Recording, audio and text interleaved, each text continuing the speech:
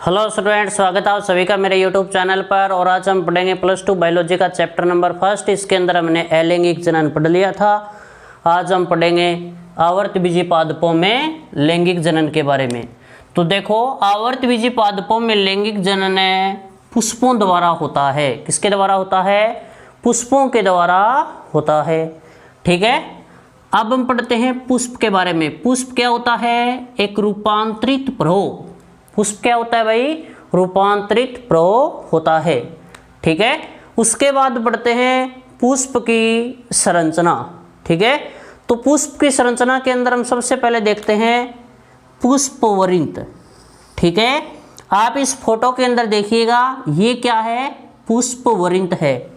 ठीक है, ये पुष्पवृंत क्या करता है? इस पुष्प को शाखा से जोड़ता है। पुष्प को किससे जोड़ता है? शाखा से जोड़ता है। ठीक है, उसके बाद देखिएगा आप, इस पुष्पवृंत के ऊपर ये फूला हुआ जो भाग है, इसे हम क्या कहते हैं? पुष्पासन। इसे क्या कहते हैं?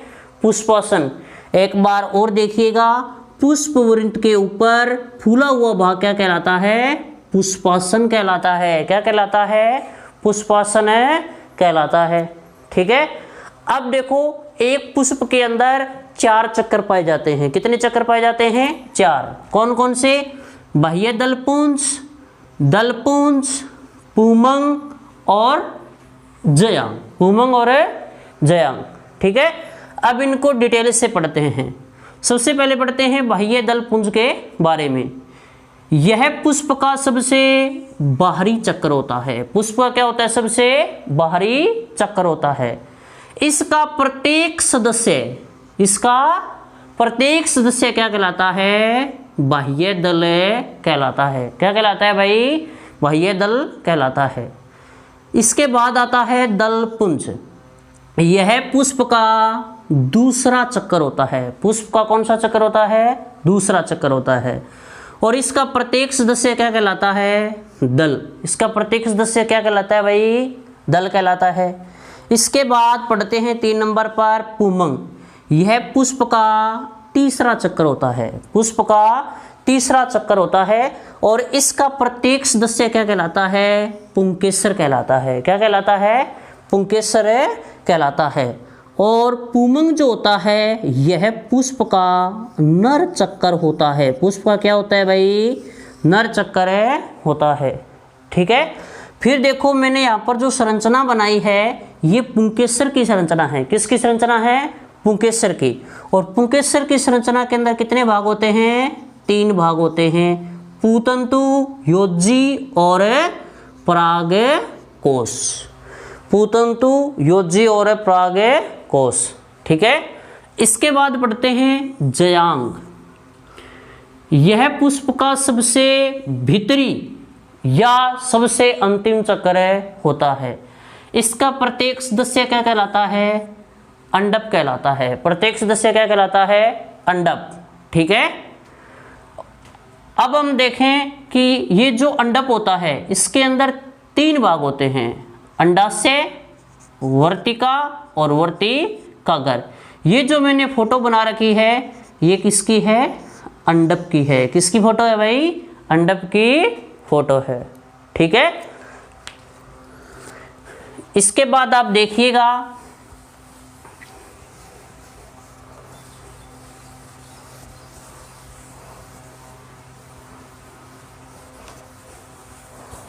पुष्प के अंदर मैंने कितने चक्कर बताए? 4 चक्कर। बाह्य दलपुंज,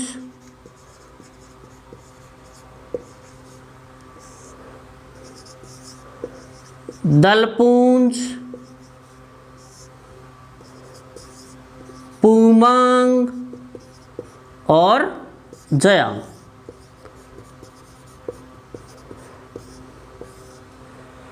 बाह्य दलपुंज और दलपुंज ये क्या कहलाते हैं? पुष्प के सहायक चक्कर।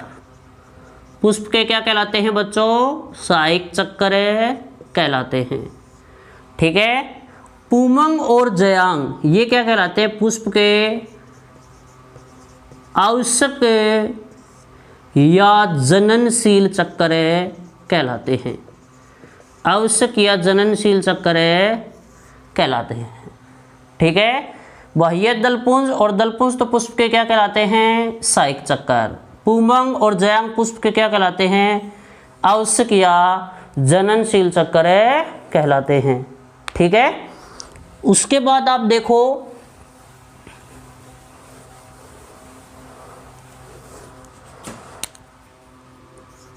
पूर्ण पुष्प और अपूर्ण पुष्प। अपूर्ण पुष्प, और यहां से क्वेश्चन आने की पूरी संभावना है। इसके उदाहरण आपको याद रखने हैं। देखो, पूर्ण पुष्प किसे कहते हैं, ऐसा पुष्प जिसके अंदर पुष्प के चारों चक्कर उपस्थित हो, उसे हम क्या कहते हैं, पूर्ण पुष्प कहते हैं। ठीक है। और ऐसा पुष्प जिसमें पुष्प के चारों चक्रों में से कोई एक चक्कर भी अगर अनुपस्थित होगा तो उसे हम कहेंगे अपूर्ण पुष्प। यानी पुष्प के चारों चक्रों में से अगर कोई एक भी चक्कर अब्सेंट हो जाए तो उसे हम क्या कहेंगे, अपूर्ण पुष्प। ठीक है। पूर्ण पुष्प का एग्जाम्पल है, उदाहरण है सरसों,